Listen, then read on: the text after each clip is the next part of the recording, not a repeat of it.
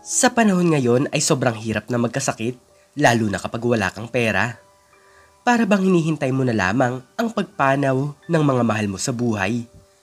Lalo na sa panahon ngayon na mahirap nang mag-ipon.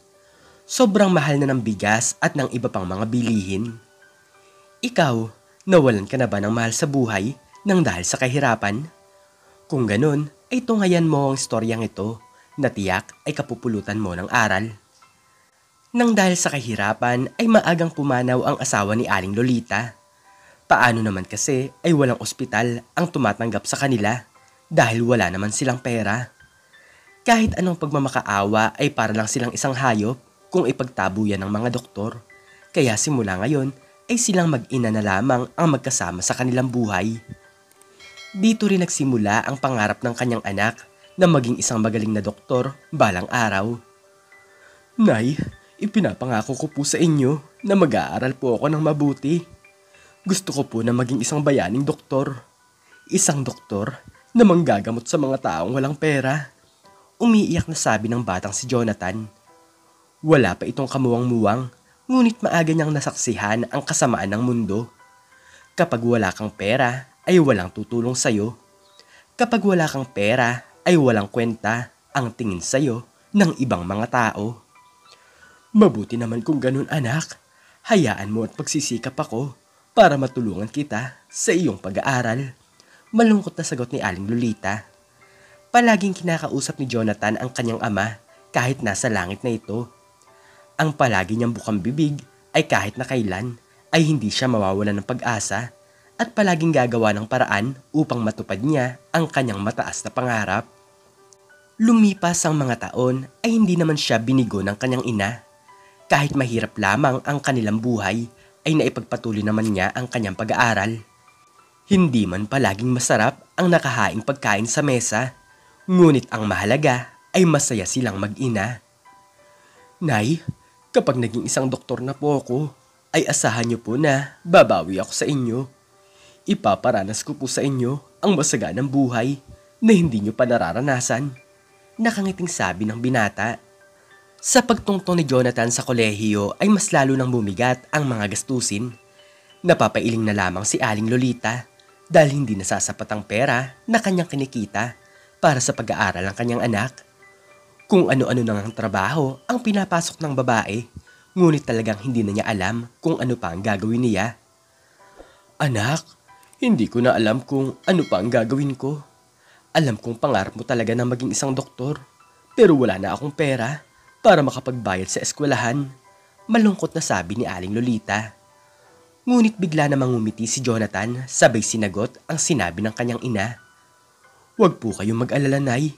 Palagi po natin kasama ang Diyos at kahit na kailan ay hindi niya po tayo pababayaan. Hayaan niyo po at gagawa po ako ng paraan. Nakangiting sagot ng binata. Ang kasabihan nga ay kung ayaw may dahilan.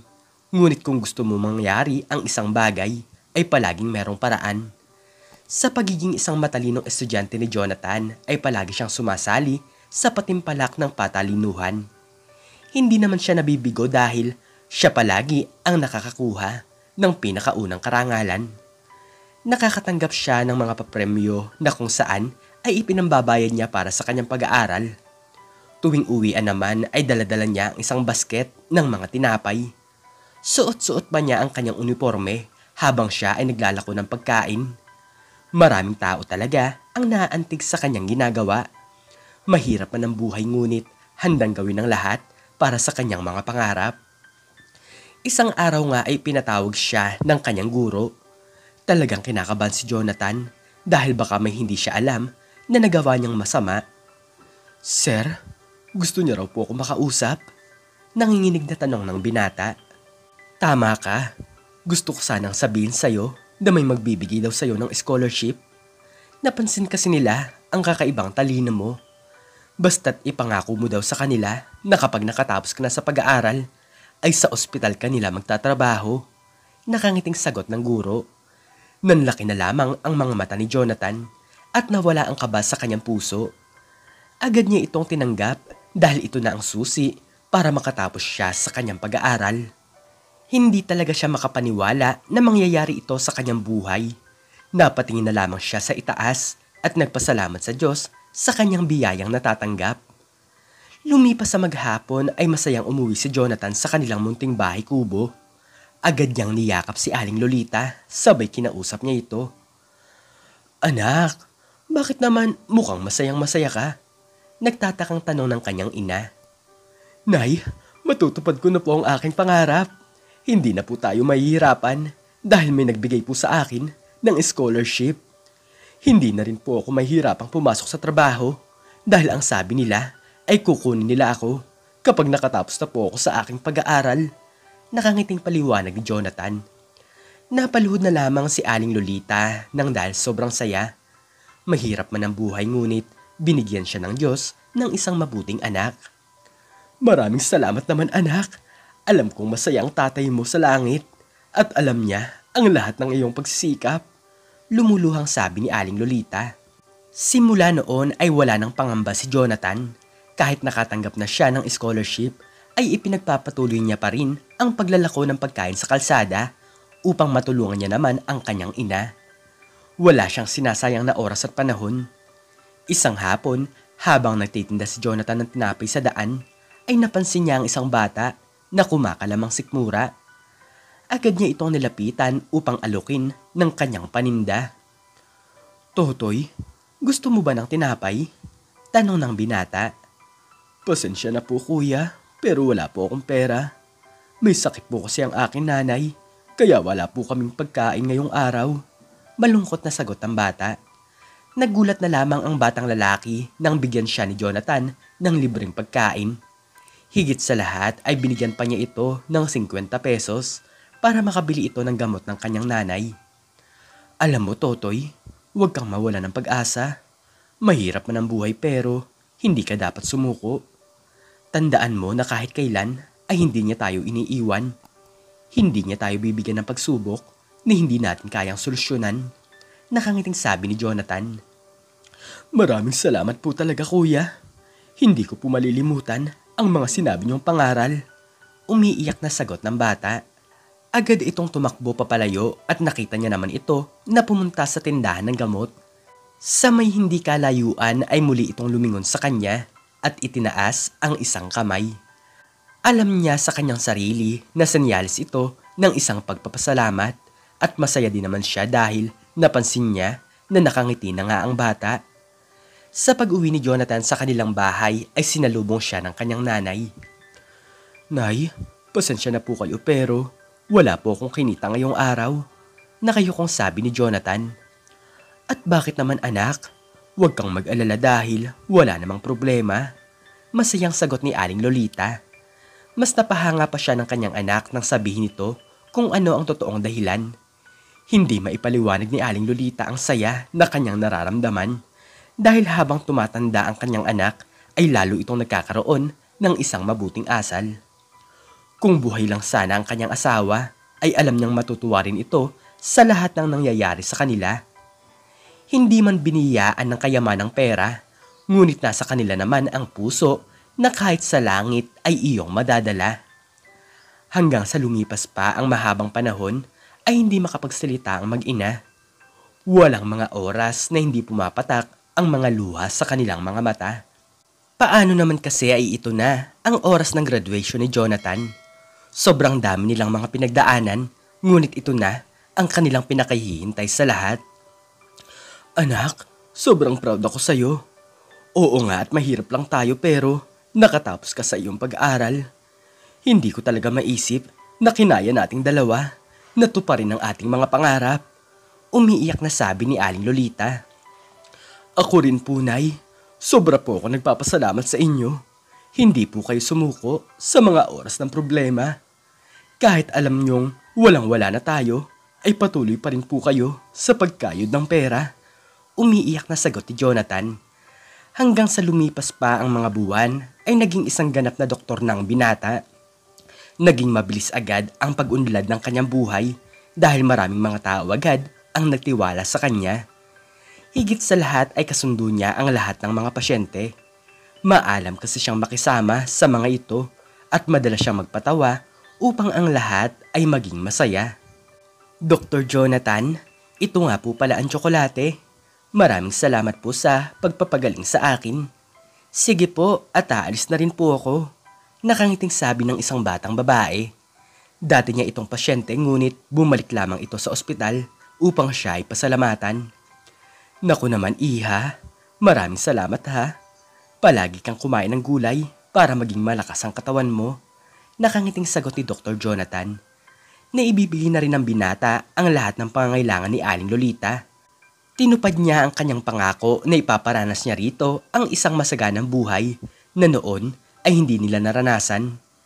3 taon pa nga ang lumipas ay niregaluhan niya ang kanyang ina ng isang magandang bahay. Puro pasasalamat na lamang si Aling Lolita dahil wala na atang nagiging malungkot na pangyayari sa kanilang buhay. Isang araw ay napansin ni Dr. Jonathan na may mga taong nagkakagulo sa labas. Isang batang lalaki na may dalang matulis na bagay at pilit na pumapasok sa ospital. Nasugatan na nga nito ang isang gwardya kaya wala talaga silang magawa. Nang dahil doon ay agad lumabas si Dr. Jonathan upang kausapin ito. Napansin na lamang ng binata na kasama nito ang isang babae na sa tingin niya ay ina ng bata. Iho, ano ba ang problema? Ibaba mo na ang hawak mo dahil baka makasakit ka pa ng iba. May hinahang tanong ni Dr. Jonathan. Nanlaki na lamang ang mga mata ng bata nang makita nito ang doktor na binata. Dr. Jonathan, hindi po ako nagkakamali. Kilala po kayo ng maraming tao nang dahil sa pagiging isang mabuting doktor. Ang hiling ko lang naman po ay ang magamot ang aking ina. Hindi po nila kami pinapapasok dahil wala po kaming pera. Umiiyak na sagot ng bata. Bigla itong kumalma nang makausap siya. Ngunit nagkaroon ng pagkakataon ang mga gwardya upang paalisin ang mag-ina. Huwag niyo silang sasaktan at huwag niyo silang paalisin. Ako na ang bahala sa kanila at sasagutin ko ang lahat ng pagpapagamot ng kanyang ina. Iho, mangako ka sa akin na wala kang gagawing masama. Seryosong sabi ni Jonathan. Opo, ipinapangako ko po. Lalo na at kayo po ang tao na hinahangaan ko. Magalang na sagot ng bata. Agad inasikaso ni Dr. Jonathan ang nanay ng bata. Nahihirapan na ito sa paghinga kaya agad niya itong nilagyan ng oxygen. Saglit nagpaalam ang binata sa mag-ina at sa pagbalik nito ay mayroon na itong daladalang mga pagkain at inumin. Iho, kumain ka muna. Kapag kaya ng kumain ng nanay mo ay pakainin mo rin siya. Alam ko naman na kanina pa kayong nagugutom. Paliwanag ni Jonathan. Maraming salamat po talaga. Pero sigurado po ba kayo na wala po talaga kaming babayaran? Nagtatakang tanong ng batang lalaki. Napangiti na lamang si Jonathan sa kanyang narinig.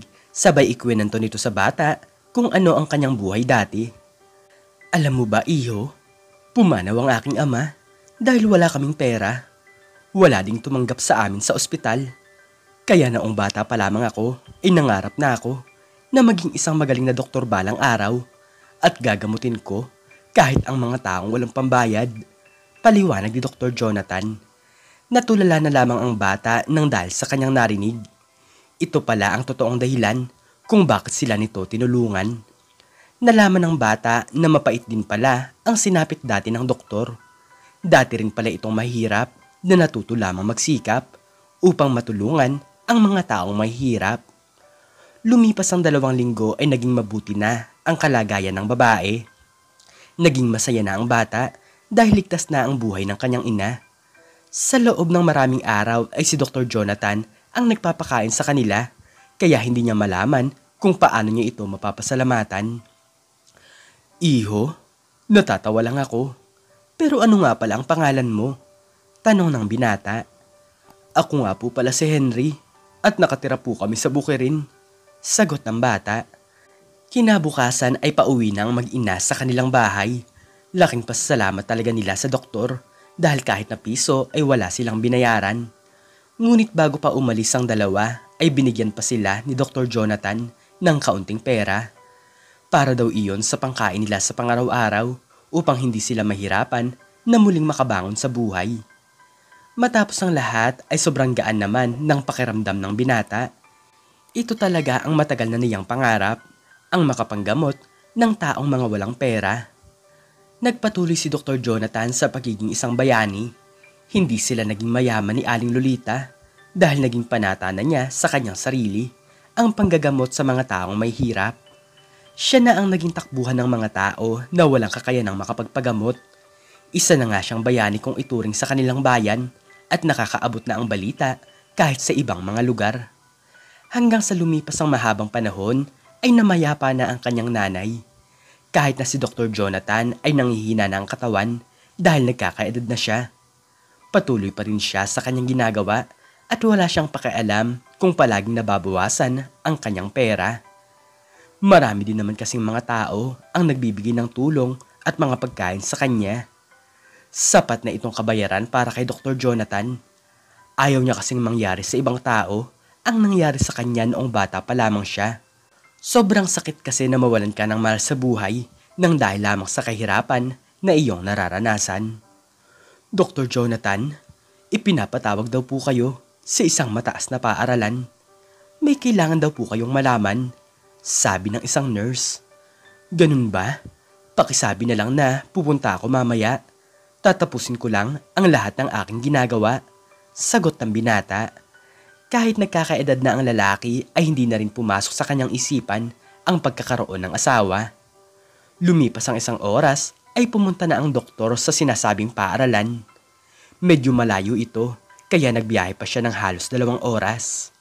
Dr. Jonathan, magandang hapon po.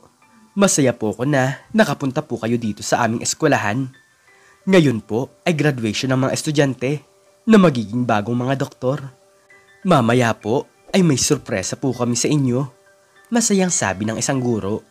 Talagang nagtataka si Dr. Jonathan dahil wala naman siyang kakilala doon. Hindi niya malaman kung paano siya nakilala sa paaralan at bakit biglaan siyang pinapunta doon. Ngunit umakyat ang summa cum laude sa harapan ng stage upang magsalita. Inimbitahan naman ito si Dr. Jonathan upang ito ay pasalamatan. Iho, tanong ko lang. Bakit mo naman ako gustong pasalamatan?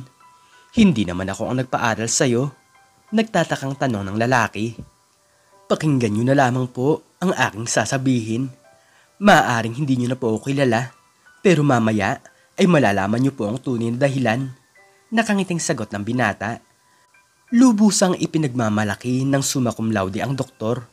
Ipinaliwanag niya na dati nitong natulungan ang kanyang ina na may sakit. Hindi sila pinagbayad ng kahit na piso at pinakain sila ng libre sa loob ng 2 linggo. At hindi pa daw doon nagtatapos ang lahat dahil si Dr. Jonathan raw ang kanyang inspirasyon upang maging isang doktor. Kahit mahirap ang buhay ay huwag raw mawawalan ng pag-asa. Nanlaki na lamang ang mga mata ni Dr. Jonathan nang maalala niya na ito pala ang dating bata na natulungan niya. Ang batang nakatira sa bukirin na nagmamakaawang gamutin ang kanyang ina na may malubhang karamdaman. Hindi niya akalain na darating ang araw na magiging isang doktor din ito dahil sa kanya. Nakakatulong na siya sa iba, ngunit makakalikha pa pala siya ng isang tao na magiging katulad niya. Nagpalakpakan ng maraming tao at naging inspirasyon sila ng iba pang mga estudyante. Ako po ang batang si Henry. Maraming salamat po dahil kayo po ang nagbigay ng lakas sa akin. Hayaan niyo po at magiging isang mabuting doktor din po ako. At ipapasa ko rin sa iba ang aral na mga natutunan ko mula sa inyo. Nakangiting sabi ng bata. Pumatak na lamang ang mga luha sa mga mata ni Dr. Jonathan. Ang tanging niyang dasal ay dumami pa ang mga doktor na tumutulong sa kanilang kapwa kahit na wala itong pera. Lumipas pa ang mga taon ay naging maunlad ang kanilang bayan. Naging masaya ang mga tao at natutong magtulungan. Naghihilan pataas at hindi pababa. Nang dahil sa magandang paniniwala ay hindi nawawala ang mga ngiti sa kanilang mga muka. Bayani kong ituring si Dr. Jonathan. Masaya na siya sa kanyang buhay dahil natupad na niya ang pangarap para sa kanyang ama't ina. Ang pera, bagay, at lahat sa mundong ito ay pag-aari ng Diyos. Huwag tayong maging madamot sa kapwa, lalong-lalo na sa nangangailangan. Kung wala ka mang kayang itulong, ay ipagdasal mo na lamang sila. Hindi yung sasabihan mo pa sila ng masasakit na salita. Tandaan mo na isang beses lang tayong mabubuhay sa mundong ito, kaya piliin mo na ang maging mabuti. Ikaw, anong natutunan mo sa istoryang ito? I-comment mo sa baba ang iyong natutunan. At hanggang dito na lamang po nagtatapos ang aking istorya. At sana po ay nagustuhan nyo ito. Please like, share, and subscribe. And click the notification bell para lagi kang updated sa mga bago kong istorya. Muli ay maraming salamat po. At God bless us all.